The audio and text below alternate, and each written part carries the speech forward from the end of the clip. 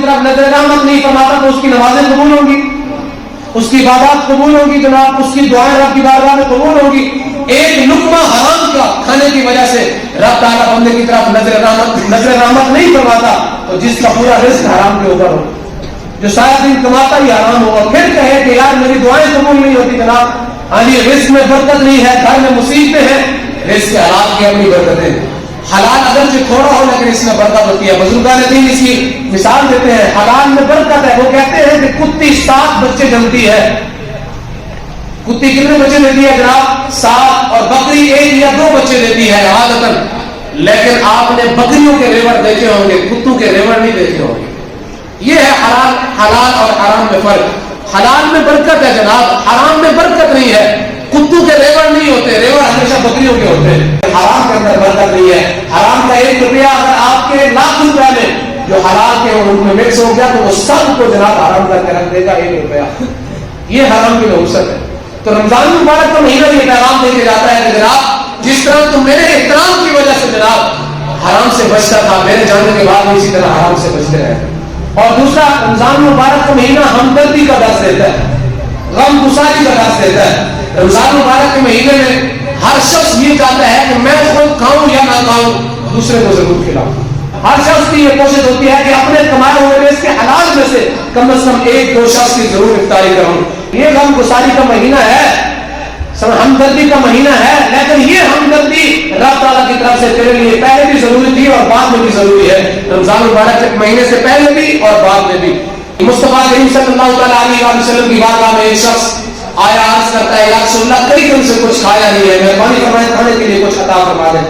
حضور جانا صلی اللہ تعالیٰ علیہ وسلم نے ان کو وسائل مطہرات کی طرف بھیجا، اور جب گھر گیا تو پتہ چلا کہ وہاں گھر میں بھی کچھ کھانے کے لیے نہیں تھا. واپس آ گیا. مصطفیٰ کریم صلی اللہ علیہ وسلم نے اپنے صحابہ سے فرمایا تم میں سے ہے کوئی جو اس کی مہمان نوازی کرے؟ حضرت ابو طلحہ کھڑے ہوئے، یا رسول اللہ میں اس کو اپنے گھر لے کے جاؤں گا. جب اپنے گھر لے کے گئے تو گھر والے سے پوچھا کھانے کے لیے کچھ ہے؟ انہوں نے کہا نہیں، گھر میں کھانے کے لیے تو کچھ نہیں ہے، ہاں تھوڑا بہت کھانا ہے وہ بھی بچوں کے لیے. تو آپ نے فرمایا بچوں کو آج سلا دو کس طریقے پہلا کے جناب، اور وہ کھانا اس مہمان کے سامنے رکھ دو. اور عادت یہ ہوتی تھی، عرب کے اندر رواج یہ ہوتا تھا کہ وہ مہمان کے ساتھ بیٹھ کے کھانا کھاتے تھے.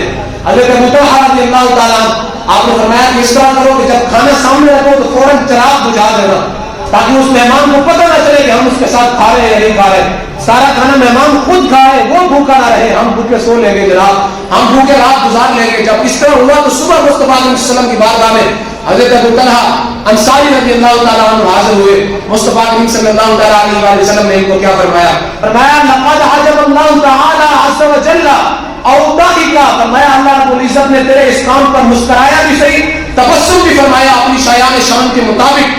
رب تعالیٰ ہنسنے سے پاک ہے نا، مسکرانے سے بھی پاک ہے، لیکن اس نے تبسم فرمایا اپنی شایان شان کے مطابق. اور رب تعالیٰ نے تعجب فرمایا اپنی شایان شان کے مطابق تیرے اس کام پر کہ جناب بچوں کو بھی بھوکا سلا دیا، خود بھی بھوکے سو گئے، اور چراغ بھی بجھا دیا کہ مہمان کو پتہ نہ چلے کہ ان لوگوں نے کھانا کھایا ہے یا نہیں کھایا. فرمایا اللہ رب العزت نے تیری اس دعوت پر اور تیری اس مہمان نوازی پر تعجب بھی فرمایا. اور ضاحکہ اللہ رب العزت نے تبسم بھی فرمایا اپنی شایان شان کے مطابق. اور مصطفیٰ علیہ وسلم نے فرمایا فانزل اللہ عز وجل، پھر رب تعالیٰ نے یہ آیت کریمہ بھی نازل فرمائی. کون سی؟ وَيُحْسِنُونَ عَلَىٰ أَنفُسِهِمْ وَلَوْ كَانَ بِهِمْ خَصَاصَةٌ. رب تعالیٰ فرماتا ہے کہ وہ اپنے اوپر دوسرے مسلمانوں کو فوقیت دیتے ہیں، اپنے اوپر دوسرے مسلمانوں کو فوقیت دیتے ہیں، ترجیح دیتے ہیں. اگر وہ خود بھوکے ہو لیکن وہ کہتے ہیں میرا بھائی بھوکا نہ رہے. جناب خود وہ مصیبت میں ہو، کہیں میرا دوسرا بھائی مصیبت میں نہ ہو. وہ کہتے ہیں خود میرے پاس کچھ ہو یا نہ ہو، میرے اس بھائی یہ کنگال نہ ہو، جناب اس کے پاس سب کچھ ہو. وہ اپنے اوپر دوسروں کو فوقیت دیتے ہیں، ترجیح دیتے ہیں. وَيُحْسِنُونَ عَلَىٰ أَنفُسِهِمْ وَلَوْ كَانَ بِهِمْ خَصَاصَةٌ. اللہ فرماتا ہے خود اگر سے محتاج ہو، خود ان کو ضرورت تھی، خود بھوکے تھے، خود انہوں نے کھانا کھانا تھا لیکن خود نہیں کھایا، مہمان کو کھلا دیا. رب تعالیٰ نے یہ فرمایا. اور رب تعالیٰ فرماتا ہے وَمَن يُوقَ شُحَّ نَفْسِهِ فَأُولَٰئِكَ هُمُ الْمُفْلِحُونَ. کامیاب شخص کون ہے جناب؟ رب تعالیٰ نے قرآن کے مطابق ہم نے شروع سے بیان کیا تھا کہ کامیاب شخص کون ہے؟ جو ہمدردی کرے، غم گساری کرے دوسروں کے ساتھ، جناب دوسرے کے غم بانٹے، اپنی خوشیوں کو جناب دوسروں کی خوشیوں کے اوپر قربان کرے، اپنی بھوک کو دوسروں کی بھوک پر قربان کرے. فَأُولَٰئِكَ هُمُ الْمُفْلِحُونَ. جو شخص اپنے اوپر جناب مشقت برداشت کر لے، دوسرے بھائی کو جناب مشقت میں نہ پڑنے دے. جو شخص خود بھوکا رہے دوسرے شخص کو بھوکا نہ رہنے دے. جناب خود تکلیف اٹھا دے دوسری کی تکلیف برداشت نہ کر سکے. رب فرماتے ہیں اولئک هم المفلحون، یہی لوگ ہیں رب تعالیٰ کی بارگاہ میں فلاح پانے والے. فرمایا یہی لوگ ہیں جو رب تعالیٰ کی بارگاہ میں کامیاب ہوں گے. یہی لوگ ہیں جن کا ٹھکانہ جنت ہوگا. یہی لوگ ہیں جو جہنم سے آزادی حاصل کریں گے. سمجھ آیا نا. اور تیسرا رمضان مبارک کا مہینہ یہ ایسا مہینہ ہے کہ جب بندہ روزہ رکھ لیتا ہے تو کھانا پینا سب کچھ اس کے سامنے موجود ہوتا ہے، لیکن جب وہ کھا بھی سکتا ہے، اس کے ہاتھ بھی سلامت ہے، منہ بھی سلامت ہے، اور اکیلا اگر کمرے میں ہو تو کوئی دیکھ بھی نہیں رہا ہوتا، پھر بھی وہ رب سے ڈرتا ہے، کھاتا نہیں ہے. رمضان مبارک کا مہینہ یہ پیغام دے کے جاتا ہے جس طرح تو میرے اندر رب سے ڈرتا تھا میرے بعد بھی اسی طرح رب سے ڈرنا. رمضان میں بندہ رب سے ڈرتا ہے نا. ہر وقت اگر اکیلا کمرے میں ہو تو کھانا پینا موجود ہے نا، ہاتھ بھی سلامت ہے، منہ بھی سلامت ہے، کھانے کی طاقت بھی ہے، جناب سب کھا بھی سکتا ہے، لیکن پھر بھی وہ کیوں نہیں کھاتا؟ روزے کی حیا کی وجہ سے، رمضان مبارک کی حیا کی وجہ سے. رب تعالیٰ دیکھ رہا ہے، رب تعالیٰ سے حیا کی وجہ سے. یار دنیا مجھے نہیں دیکھ رہی، رب تو دیکھ رہا ہے. ہاں جی رمضان مبارک کا مہینہ یہ پیغام دے کے جاتا ہے میرے جانے کے بعد بھی اسی طرح رب سے ڈرنا. میرے جانے کے بعد بھی اسی طرح ہر وقت یہ تصور کرنا کہ اگر کوئی دیکھے یا نہ دیکھے گناہ کرتے وقت میرا رب تو دیکھ رہا ہوتا ہے. کہ دنیا سے تو چھپ جاؤں گا، رب کے سامنے کیسے چھپوں گا؟ رب تو دیکھ رہا ہے، وہ تو علام الغیوب ہے. جو بندہ جہاں بھی چھپ جائے رب تعالیٰ جانتا ہے. ان اللہ علیم الحکیم، رب تعالیٰ سب کچھ جانتا بھی ہے اور حکمت والا بھی ہے. تو رمضان مبارک کا مہینہ کہتا ہے جس طرح میرے اندر حیا کرتا تھا رب سے، میرے جانے کے بعد بھی اسی طرح حیا کرنا. حضرت سیدنا جناب عمر بن خطاب رضی اللہ تعالیٰ عنہ حضور کے صحابی ہیں اور دلیل الفضل صحابی ہیں. آپ ایک مرتبہ آپ کی عادت مبارکہ تھی، آپ کشف کیا کرتے تھے، لوگوں کے حالات جانتے تھے کہ لوگ کس طرح زندگی گزارے. آپ ایک چرواہے کے پاس گئے اور چرواہے کو بولا فرمایا مجھے کچھ بکریاں دو گے بیچنے کے لیے؟ بکریاں بیچنی ہے جناب؟ اس نے کہا نہیں بکریاں میری نہیں ہے. ان ھذا سیدی، فرمایا یہ بکریاں جو ہے نا میرے سردار کی ہیں، یہ بکریاں میری نہیں ہے. تو جناب سیدنا عمر بن خطاب رضی اللہ تعالیٰ عنہ نے اسے فرمایا کہ تیرا سردار تجھے دیکھ تھوڑی رہا ہے، تو 5-6 بکریاں مجھے بیچ دے، تیرا سردار تجھے دیکھ تو نہیں رہا. اور جب گھر میں جانا تو اسے کیا کہنا کہ آقا الحدین بکریوں کو بھیڑیا کھا گئے، تیری بکریاں بھیڑیا اٹھا کے لے گئے. اپنے سردار کو جا کے بول دینا. اللہ اکبر. حضرت سیدنا عمر بن خطاب رضی اللہ تعالیٰ عنہ آپ فرماتے ہیں کہ اس شخص نے کیا کہا تعجب میں، جب اس نے میری بات سنی نا کہ میں اپنے سردار کو جا کے یہ کہوں گا، جھوٹ بولوں گا کہ تیری بکریاں بھیڑیا اٹھا کے لے گیا جناب، حالانکہ میں بکریاں بیچ کے جاؤں اور ان کی قیمت لے کے جاؤں. تو اس نے کہا کہ اللہ اکرم فإن اللہ، فرمایا اس کو پتہ نہیں تھا کہ سامنے عمر بن خطاب کر رہا ہے. اس نے کہا کہ بکریاں تو تجھے بیچ دوں، بکریاں تجھے دے دوں، بتا میرا رب مجھے نہیں دیکھ رہا، رب کہاں ہے؟ فإن اللہ. اپنے سردار کو تو جھوٹ بول دوں گا، اس کو تو کہہ دوں گا کہ تیرا یہ بکریاں بھیڑیا اٹھا کے لے گیا، لیکن رب کی بات میں کیا جواب دوں گا؟ میرا رب کہاں ہے؟ رب نہیں دیکھ رہا. حضرت سیدنا عمر بن خطاب رضی اللہ تعالیٰ نے جب اس کی یہ بات سنی نا کافی دیر تک آپ اس کی اس بات کا مزہ لیتے رہے. فائن اللہ، اللہ کہاں ہے؟ میرا سردار تو یہاں نہیں ہے پر اس کا رب تو یہاں موجود ہے نا. آپ کافی دیر تک اس بات کا مزہ لیتے رہے اور پھر اس کو ساتھ دیا، اس کے سردار کے پاس گئے. آپ نے فرمایا یہ بکریاں اور اس چرواہے سمیت مجھے بیچنا پسند کرے گا؟ بکریاں بھی مجھے دے دے، یہ چرواہا بھی مجھے دے دے. تو اس نے بیچ دیا. جناب سیدنا عمر بن خطاب رضی اللہ تعالیٰ نے اس کو خرید لیا اور خریدنے کے بعد آپ نے اس کو آزاد کر دیا اور آپ نے اسے کیا فرمایا؟ آتَتَّكَ هَذِهِ كَلِمَةً فِي الدُّنْيَا، اور فرمایا وَسَيُعْتِكُكَ فِي الْآخِرَةِ. آپ نے فرمایا تیرے اس کلمے نے دنیا میں تجھے آزادی دلائی اور میں رب تعالیٰ سے امید کرتا ہوں کہ آخرت میں بھی یہی تیرا کلمہ تجھے جہنم سے آزادی دلائے گا.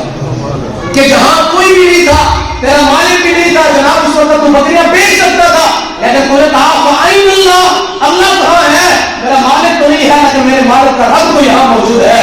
اپنے رب کے ڈر کی وجہ سے جناب تو نے بکریاں نہیں بیچی، پر میں دنیا میں تجھے اسی کلمے نے آزادی دلائی ہے، دن قیامت کی یہی کلمہ تجھے جہنم سے آزادی دلائے گا.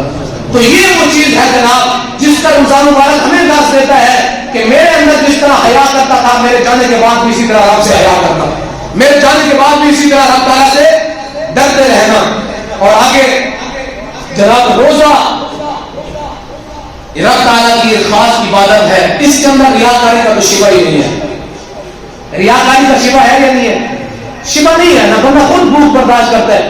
رب تعالیٰ نے کچھ عبادات ایسی نہیں ہے کہ جو بندہ لوگوں کے سامنے کرتا ہے, لوگ اس کو دیکھتے ہیں. بندہ نماز پڑھ رہا ہو تو لوگ دیکھتے ہیں, زکات ادا کر رہا ہو اپنے پیسے سے, اپنے مال سے, تو لوگ اس کو دیکھ رہے ہوتے ہیں. سمجھانا کچھ صدقہ و خیرات کرے تو لوگ اس کو دیکھ رہے ہوتے ہیں. حج کرنے کے لیے جائے تو پورے علاقے کو پتا ہوتا ہے کہ فلاں بندہ حج کرنے کے لیے چلا گیا.